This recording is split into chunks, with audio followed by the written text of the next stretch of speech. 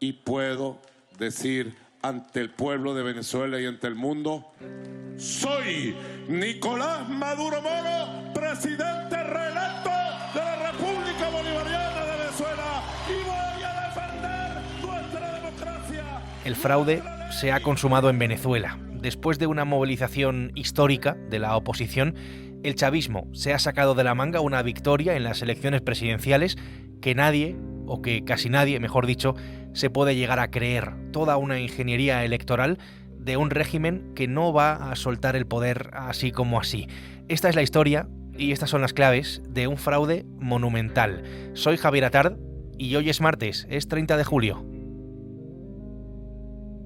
El Mundo al Día, un podcast del Mundo. Daniel Lozano es el corresponsal del Mundo en las Américas. Está en Caracas ahora mismo. Hola Dani, ¿qué tal? Hola Javier, ¿qué tal? Habiendo llegado al 80% de transmisión. Dani, voy a hacer una pequeña cronología de los hechos del domingo al lunes para que entendamos un poco mejor lo que ha pasado. Los colegios electorales allí en Venezuela cerraron el domingo a las 6 de la tarde. Ahí es cuando se prohíbe a la oposición y a los testigos electorales que representan a los partidos el acceso a las actas. Las actas pues es donde se recoge, ¿no?, el resultado de las mesas electorales. Y 4 horas después, por simplificarlo, es cuando el régimen anuncia los resultados. Nicolás Maduro Moro obtuvo 5.150.092 votos. Una pequeña salvedad para los oyentes españoles. En Venezuela el régimen lo tiene montado así. No permite un conteo, digamos, retransmitido, con transparencia, en el que los datos pues van llegando, ¿no?, y se van sumando poco a poco, sino que de repente aparece el presidente del Consejo Nacional Electoral, el famoso CNE, y lo anuncia. Y así es como lo hizo Elvis Amoroso, que es el presidente actual del CNE. En ese momento, Dani, es cuando el chavismo se atribuye la victoria. Y aquí es cuando se consuma, cuando se hace oficial, digamos, el fraude. Felicitamos entonces al nuevo presidente de la República Bolivariana de Venezuela, candidato Nicolás Maduro Moro. Más correctamente sería un fraude monumental o clamoroso, porque estamos ante unas elecciones fake de Maduro, ¿no? Con un fraude que ha sido por capítulos y de unos resultados que no concuerdan en absoluto con lo vivido durante el día, durante una demostración del pueblo venezolano impresionante, y con el 40% de las actas a las cuales sí ha tenido acceso la oposición, que le daba a Edmundo González Urrutia un 70% de apoyos frente al 30% de Nicolás Maduro. ¿Por qué hay un momento en que echan a golpes a los testigos de la oposición, de que cierran colegios, de que llegan los paramilitares, los colectivos se empiezan a disparar, hay un muerto ya, para que la gente se vaya, porque había un pequeño ejército de 1 millón de ciudadanos venezolanos intentando defender esos votos? Así se llega a esta declaración, ¿no?, que le da a Maduro 5 millones y a Edmundo 4,5 millones, pero que realmente no concuerda en absoluto con la realidad. Desde ahí se está violando el reglamento electoral. La coordinadora se niega a aceptar.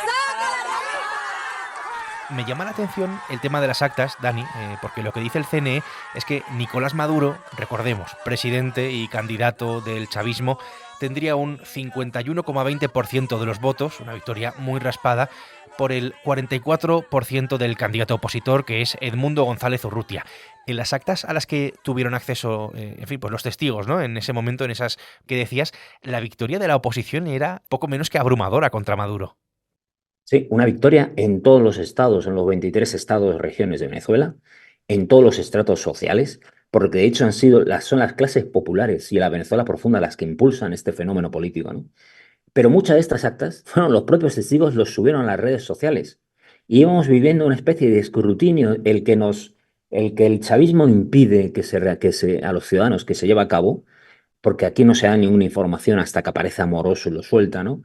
Los ciudadanos lo estaban haciendo a través de las redes sociales y ahí veíamos que era una paliza histórica la que estaba sufriendo Maduro, ¿no? Mesa 3, Nicolás Maduro, 64 votos y Edmundo, 300 votos.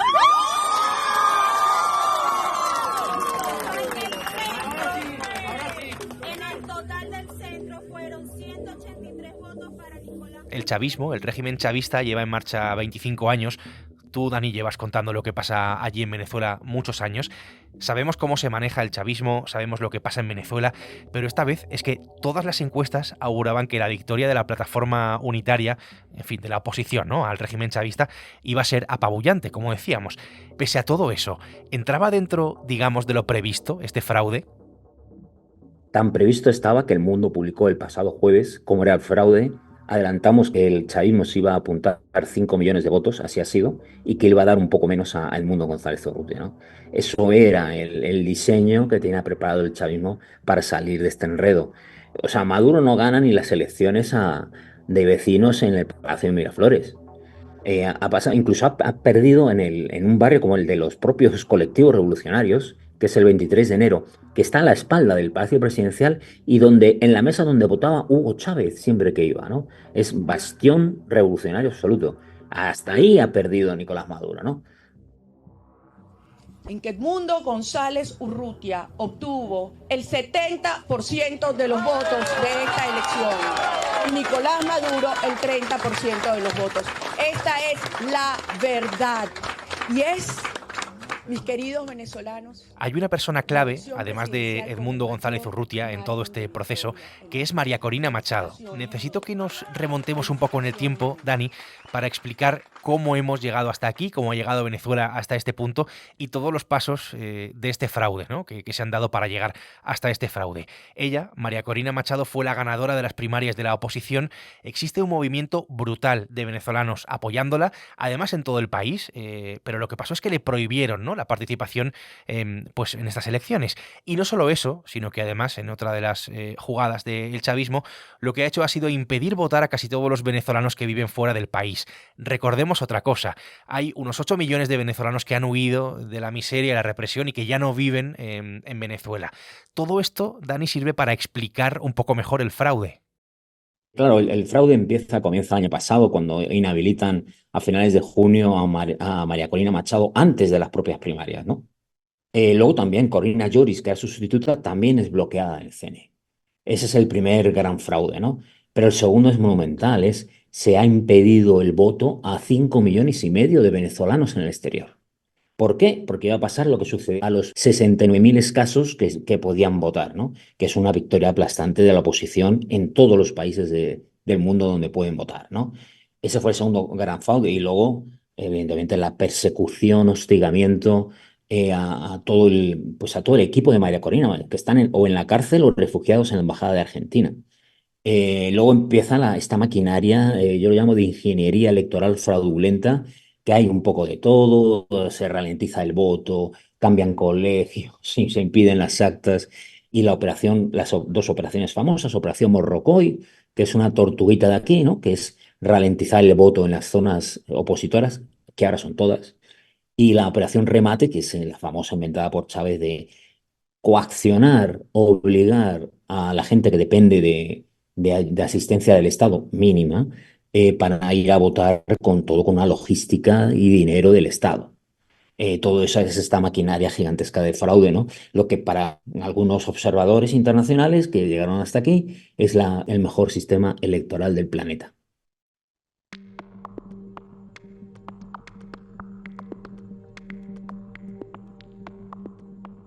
Dani, vamos a ponerle cara y vamos a ponerle voz, en este caso, a esta historia. Voy a incluir en esta conversación a Andreina Velázquez, que es venezolana y que además es oyente de El Mundo al Día. Hola, Andreina, ¿qué tal? Hola, Javier, ¿cómo estás? Cuéntanos un poco tu historia, porque tú vives en España, pero es que lo que has hecho ha sido ir a votar a Caracas, a tu ciudad, a tu país, a Venezuela. Sí, efectivamente, Javier, yo vivo en España desde hace ya casi 6 años. Y bueno, y estas eran realmente las primeras elecciones en las que podía votar estando fuera. Como sabes, pues pusieron muchísimas pruebas para todos los venezolanos que vivimos fuera para inscribirnos en el registro electoral en nuestros países de residencia.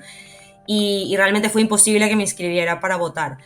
Y bueno, y era ya como una realidad asumida, que me entristecía mucho, pero que ya había asumido. Y en los últimos días de campaña me entraron las ansias de decir, yo no puedo estar aquí en España y no participar en estas elecciones.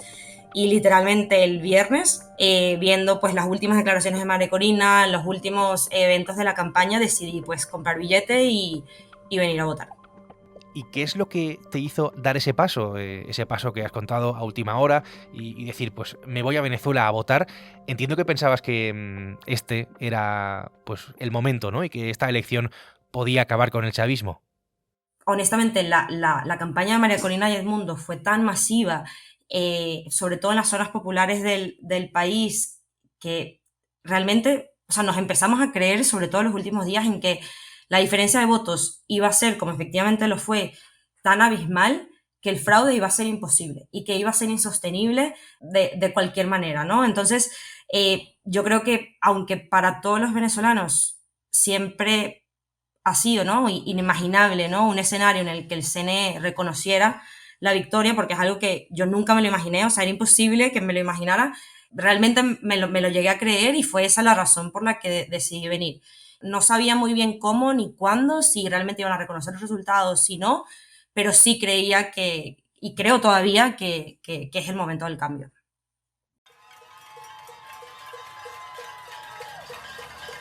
Una vez consumado el fraude, en Venezuela ha estallado el enfado.